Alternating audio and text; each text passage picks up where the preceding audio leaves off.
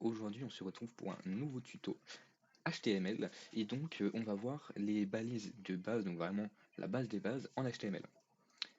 Donc pour ça on va aborder donc tous les balises de titre, donc H1 jusqu'à H6, puis tout ce qui est en rapport avec le texte, donc P, donc qui va correspondre au paragraphe, A, strong et EM, donc je vous expliquerai ce que c'est et puis on pourra voir en exemple de toute façon, BR et HR, et enfin la balise IMG. Donc pour cela, on va créer un nouveau dossier. Donc par exemple, je vais l'appeler une balise de base HTML. Et du coup, on va l'ouvrir dans notre Visual Studio Code. Et donc je vais le retrouver. Et voilà, on le sélectionne. Donc on sera dedans. Et on va pouvoir créer un nouveau fichier que je vais appeler index.html.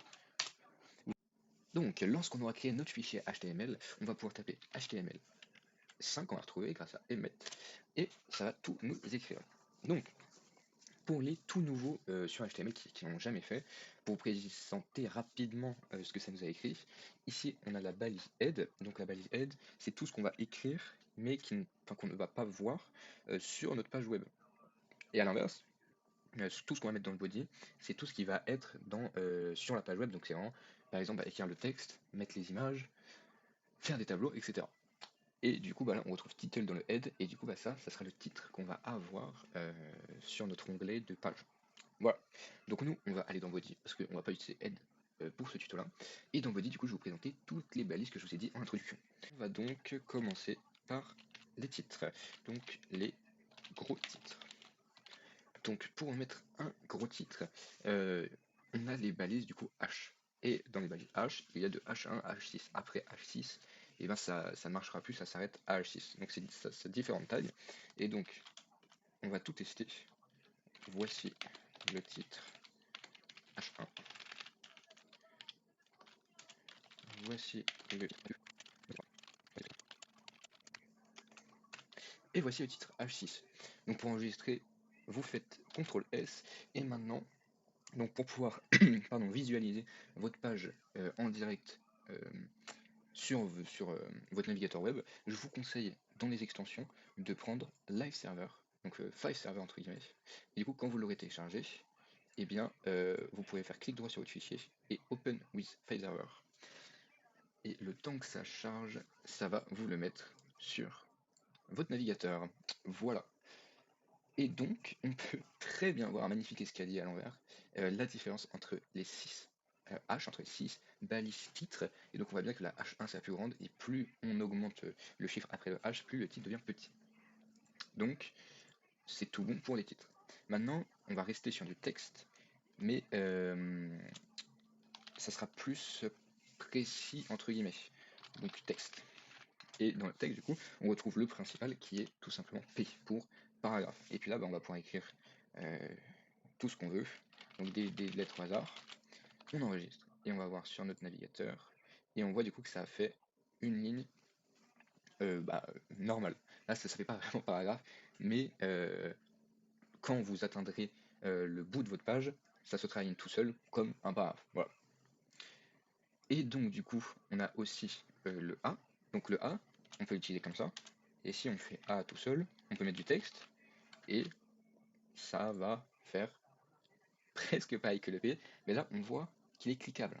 Donc ça c'est parce que tout seul, lorsqu'on tape A, il a rajouté href. Donc href, c'est pour rendre quelque chose cliquable. Donc ça peut être très bien une image comme un texte. Donc là par exemple c'est un texte. Et du coup dans href, on met le lien. Donc par exemple, si on veut mettre au hasard le lien du P pour aller sur le site du PSG, on va sur le site du PSG, hop, on prend le lien du site et puis on le copie dans href, on enregistre, on revient sur le document, donc il est toujours cliquable, et là si on clique dessus, ça nous amène sur notre site du PSG. Donc voilà, et puis je vous montrerai un exemple tout à l'heure avec image, mais ça marche pareil.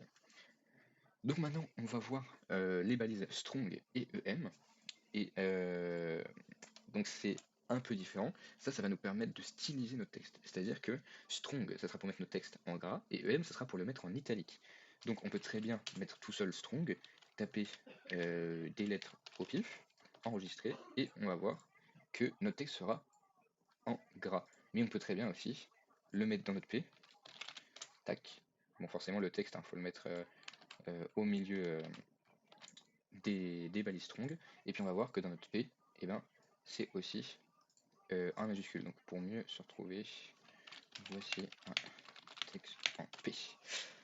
Et pareil, dans un A, on peut le mettre partout. Après, dans les titres, donc ça c'est la spécificité des titres, ça sert à rien de mettre des balises strong, parce qu'en fait, les titres, ils mettent automatiquement en gras. Et donc, la dernière balise pour les textes, ça sera EM, et du coup, EM, c'est pour l'italique. Donc, on peut tester, pareil, dans notre P, bon, j'en crée un autre, donc on crée un autre P, on met des balises EM, et dans les balises EM, du coup, on peut faire un texte. Voici un texte en P avec les balises EM. Et du coup, on va regarder, voici un texte en P avec les balises EM. Et donc, on voit bien que ça a été mis en italique. Et bah, pour le dernier test, évidemment, on peut donc mettre un P, donc pour paragraphe, mettre du coup EM, et dans le M, mettre strong, et du coup, on va mettre, voici un texte paragraphe avec, enfin, en gras et en italique, si je ne me trompe pas. Et du coup, on va voir que c'est bien en gras et en italique. Voilà tout pour le texte. Donc maintenant, on va pouvoir aborder l'avant et les avant, enfin les dernières balises. Donc pour ça, ça sera plus, je sais pas comment les nommer, mais des balises diverses, on va mettre. Et du coup, on a comme première balise, bon, ça sert à rien de mettre là, mais je vous le montrerai après. Du coup, le BR, mais on va utiliser déjà HR. Donc on peut mettre HR. Et on va regarder ce que ça fait HR.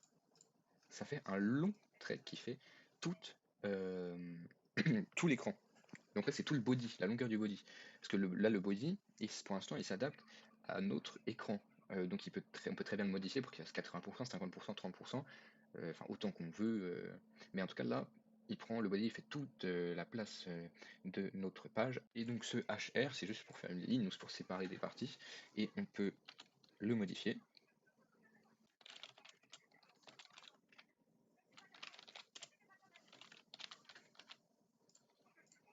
Et donc, on voit bien, donc après avoir modifié le style donc avec color et size, donc color c'est évidemment la couleur, donc là j'ai mis en rouge, et size ce sera du coup la largeur du trait, et du coup on voit bien que ça a bien fait une ligne en rouge d'une largeur de 5 pixels du coup. Donc la deuxième balise des diverses, c'est BR. Donc BR par exemple, là on voit que nos textes, donc PSG et Mbappé, se suivent, alors que dans notre Visual Studio Code, pardon, on a bien mis la balise A et la balise strong, on a sauté une ligne. Mais pourtant, sur notre page web, ça n'a pas sauté de ligne. Donc pour faire ça, c'est tout simple du coup. Vous vous en doutez, on utilise la balise BR. Et en fait, BR, il va servir de saut de ligne. Donc là, on voit bien que ça a sauté la ligne. Et du coup, c'est juste une balise qui nous permet de sauter des lignes. Donc on peut mettre, là si j'en mets deux, bah, ça va sauter deux lignes, vous en doutez bien. En faisant le montage de la vidéo, j'ai remarqué que j'avais oublié 2-3 petites précisions par rapport aux sauts de ligne, donc pas forcément avec la balise PR, mais les sauts de ligne en général. Et j'ai oublié de préciser que pour les titres, non seulement ça les met en gras et en gros titres, donc avec une grande taille, mais aussi ça saute automatiquement les lignes. Donc on le voit, hein, mais les lignes sont sautées automatiquement, on n'a pas besoin de balise BR. Et c'est pareil pour les paragraphes. Ça permet de sauter automatiquement par exemple, des lignes entre les paragraphes. Donc on voit bien là on a 3 paragraphes, de toute façon j'ai bien précisé, on a 3 voilà, en P et en paragraphe, et on voit qu'ils ont sauté des lignes automatiquement. Mais du coup, le BR va aussi nous permettre de sauter des lignes dans les paragraphes, donc dans les P, et du coup bah, on peut mettre BR, et puis j'ai sauté une ligne, on enregistre, et là on va voir qu'on est bien, donc on a bien mis dans le P, et pourtant grâce au BR ça a sauté une ligne. Voilà tout.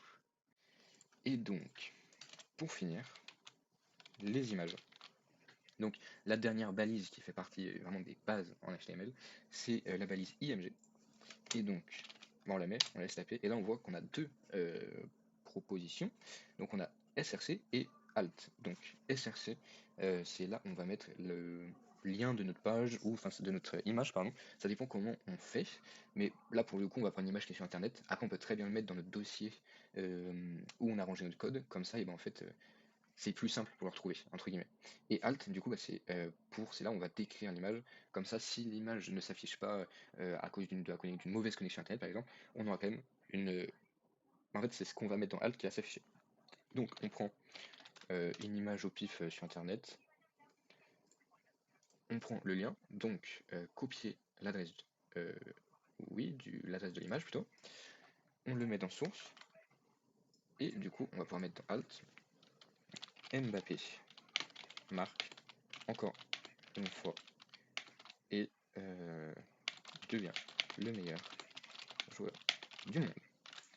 On enregistre et on va voir sur notre page et on voit bien que l'image a été mise sur notre site. Donc là, on ne voit pas du tout ce qu'on a écrit donc dans Alt parce que bah, l'image s'affiche bien, donc il n'y a pas de souci. Merci beaucoup pour votre écoute. J'espère que vous avez tout compris. N'hésitez pas à me poser des questions si ce n'est pas été assez clair. Et bien, bonne journée.